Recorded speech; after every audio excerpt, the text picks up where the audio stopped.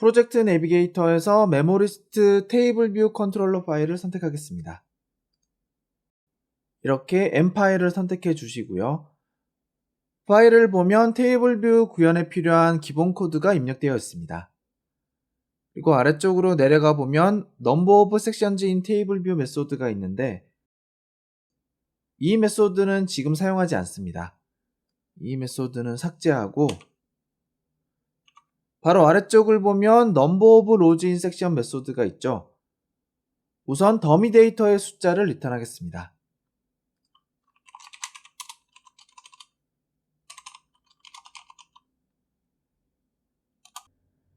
일단 위로 올라가서 memo.h 파일을 리포트해야 되죠.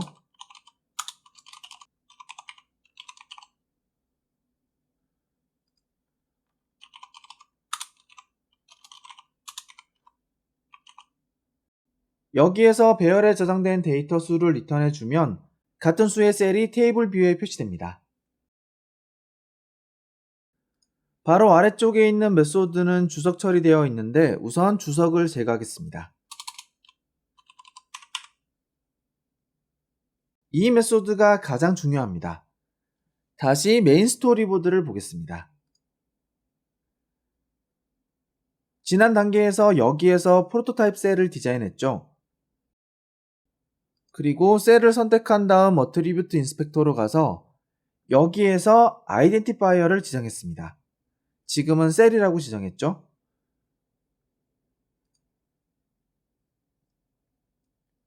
이제 이 메소드에서 셀을 가져온 다음 실제 데이터를 채워서 리턴해야 합니다. reuse identifier를 우리가 입력한 아이덴티파이어로 바꾸겠습니다.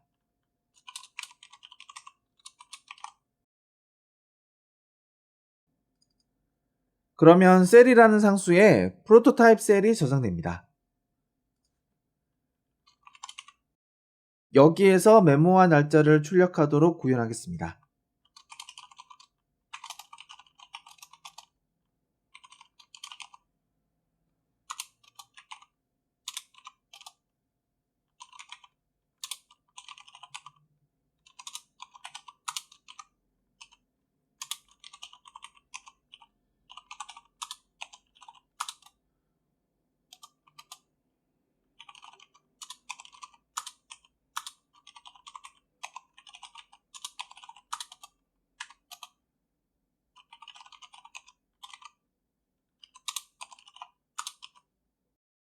테이블 뷰 구현에 필요한 최소한의 코드가 완성되었습니다.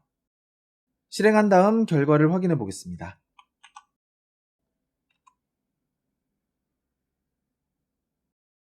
이렇게 테이블 뷰에 더미 데이터가 표시됩니다.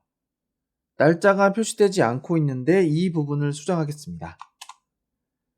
다시 memo.m 파일로 가서 여기에서 날짜를 초기화하지 않고 있죠?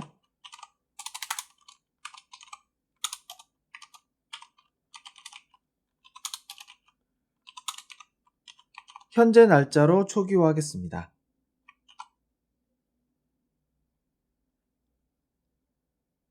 이번에는 날짜도 함께 표시됩니다.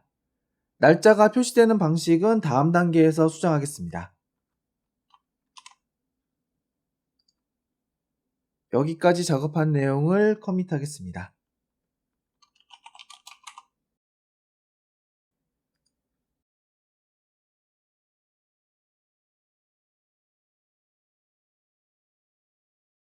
테이블 뷰를 구현하는 방법을 정리해 보겠습니다. 처음에는 조금 어려울 수 있습니다. 하지만 몇 번만 반복해 보면 금방 익숙해집니다. 테이블 뷰 구현은 보통 5가지 단계로 구분합니다. 첫 번째 단계에서는 테이블 뷰를 씬에 배치합니다. 메인 스토리보드를 보면 지금은 테이블 뷰 컨트롤러를 사용하고 있습니다. 그래서 이 부분은 자동으로 처리됩니다. 두 번째 단계에서는 프로토타입 셀을 디자인하고 아이덴티파이어를 지정합니다. 여기에서 셀 디자인을 서브 타이틀로 지정했습니다. 그리고 여기에서 아이덴티파이어를 지정했습니다. 여기까지가 두 번째 단계입니다. 세 번째 단계에서는 데이터 소스와 델리게이트를 연결합니다. 우리가 직접 연결한 적은 없지만 문제없이 실행되었죠. 이것도 테이블 뷰 컨트롤러가 자동으로 처리해 줍니다. 테이블 뷰 컨트롤러를 사용하지 않는다면 직접 연결해야 합니다. 이건 조금 뒤에 직접 해보겠습니다. 데이터 소스와 델리게이트가 뭔지 이해하기 위해서는 약간의 이론이 필요합니다. 테이블 뷰는 바보입니다. 우선 이걸 전제로 깔고 시작하겠습니다. 카카오톡을 생각해보면 친구 목록이 테이블 뷰로 구현되어 있습니다. 어떤 사람은 친구 목록에 100명 정도 등록되어 있고 어떤 사람은 수만 명이 등록되어 있는 경우도 있겠죠. 테이블 뷰는 몇 개의 셀을 표시해야 하는지 모릅니다. 그래서 데이터베이스에 저장된 친구의 숫자를 알려줘야 합니다. 그리고 어떤 디자인으로 표시해야 하는지도 모릅니다. 어떤 데이터를 표시해야 하는지도 모릅니다. 그래서 우리가 직접 프로토타입 셀을 디자인하고 이 디자인을 사용하라고 알려줘야 합니다. 셀에 표시할 데이터도 직접 지정해야 합니다. 이런 역할을 하는 객체를 데이터 소스라고 합니다. 데이터 소스는 UI 테이블 뷰 데이터 소스 프로토콜을 채용한 형식입니다. UI 테이블 뷰 데이터 소스 프로토콜에는 테이블 뷰의 데이터를 표시하는 데 필요한 다양한 메소드가 선언되어 있습니다. 멤버리스트 테이블 뷰 컨트롤러를 보겠습니다. 여기에서 클래스를 보면 UI 테이블 뷰 컨트롤러를 상속하고 있죠. 이 클래스는 기본적으로 UI 테이블 뷰 데이터 소스를 채용하고 있습니다. 그리고 테이블 뷰의 데이터 소스로 지정되어 있습니다. 엠파일로 가서 우리가 구현했던 메소드를 보겠습니다. 테이블 뷰는 어떤 데이터를 어떤 디자인으로 몇 개를 출력해야 하는지 모릅니다. 그래서 항상 데이터 소스한테 물어봅니다. 사람처럼 직접 물어볼 수는 없죠. 그래서 데이터 소스에 구현되어 있는 메소드를 호출하는 방식으로 물어봅니다. 그럼 대답은 어떻게 할까요? 여기를 보면 무언가를 리턴하고 있죠. 이런 방식으로 대답합니다.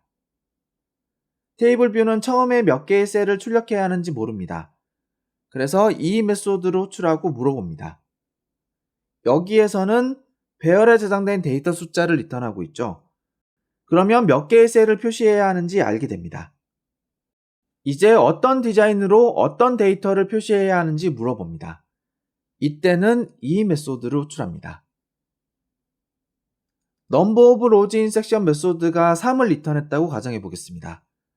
그러면 셀마다 다른 데이터를 표시해야 하겠죠. 그래서 셀4로우 인덱스 패스 메소드는 개별 셀을 화면에 표시할 때마다 반복적으로 호출됩니다. 그러면 몇 번째 셀인지는 어떻게 판단할 수 있을까요? 두 번째 파라미터를 보면 인덱스 패스입니다. 인덱스 패스는 목록 내에서 특정 셀 위치를 표현할 때 사용합니다.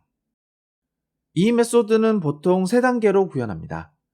먼저 사용할 디자인을 가져오는데 여기를 보면 DQ Reusable Cell with Identifier 메소드로 호출하고 파라미터로 셀을 전달하고 있습니다. 이 셀은 우리가 지정한 셀 아이덴티파이어죠. 이렇게 하면 프로토타입 셀 중에서 셀이라는 아이덴티파이어를 가진 셀을 자동으로 만들어줍니다. 그리고 만들어진 셀은 이 상수에 저장되겠죠. 이 상수에 저장된 셀은 비어있는 상태입니다.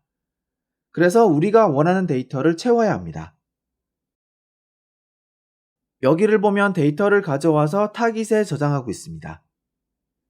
인덱스 패스의 로우 속성에 접근하면 몇 번째 셀인지 확인할 수 있습니다. 그리고 이 값을 통해서 배열에서 표시할 데이터를 가져오고 있습니다. 이어서 실제 데이터를 레이블에 표시하고 있습니다. 우리가 지금 사용하고 있는 셀은 서브타이틀 스타일로 지정되어 있습니다. 서브타이틀 스타일에는 2개의 레이블이 포함되어 있는데 텍스트 레이블 속성과 디테일 텍스트 레이블 속성으로 접근할 수 있습니다. 그리고 마지막 부분에서 셀을 리턴하고 있습니다. 이렇게 하면 테이블 뷰가 우리가 구성한 셀을 화면에 표시해 줍니다. 지금까지 설명한 2개의 메소드는 필수 메소드입니다. 테이블 뷰를 구현할 때 항상 구현해야 합니다. 아직 공부하지 않은 게 하나가 남았죠? 델리게이트. 보통 셀을 터치하면 다른 화면으로 이동합니다. 테이블 뷰는 바보라서 테이블 뷰를 터치했을 때 어떻게 해야 하는지 모릅니다. 이것도 우리가 직접 하나하나 알려줘야 합니다.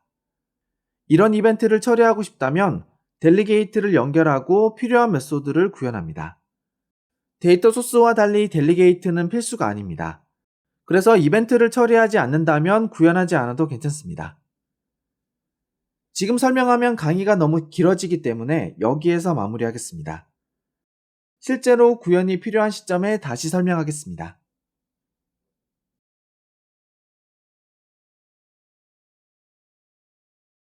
이번에는 날짜를 제대로 출력해 보겠습니다. 날짜를 원하는 포맷으로 출력할 때는 데이트 포매터를 사용합니다.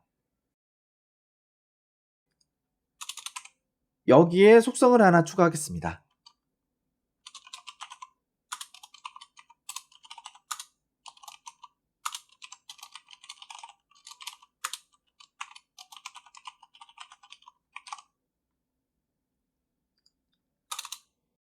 그리고 아래쪽에 있는 뷰 디드로드 메소드에서 포매터를 초기화하겠습니다.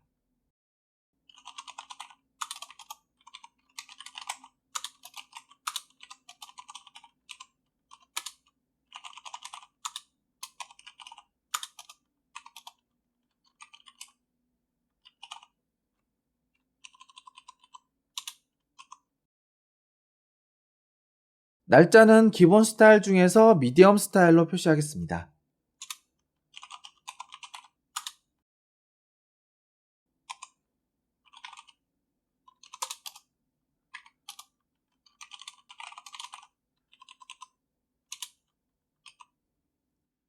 그리고 시간은 표시하지 않겠습니다. 이렇게 노 스타일로 설정하면 시간은 표시되지 않습니다. 다시 아래쪽에 있는 셀프 로우 인덱스 패스 메소드로 가겠습니다. 여기를 수정해야 되죠.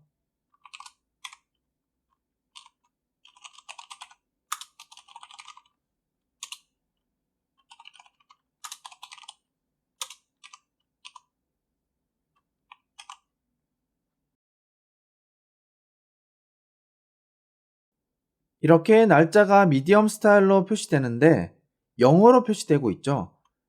한글로 표시되도록 로케이를 설정하겠습니다.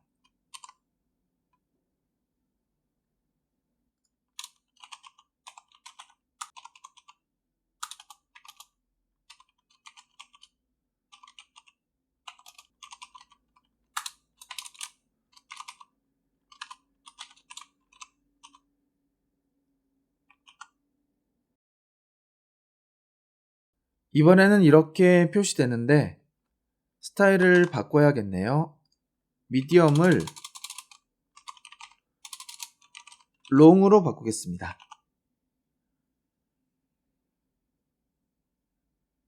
그런 다음 다시 확인해 보면 이렇게 한글로 출력됩니다.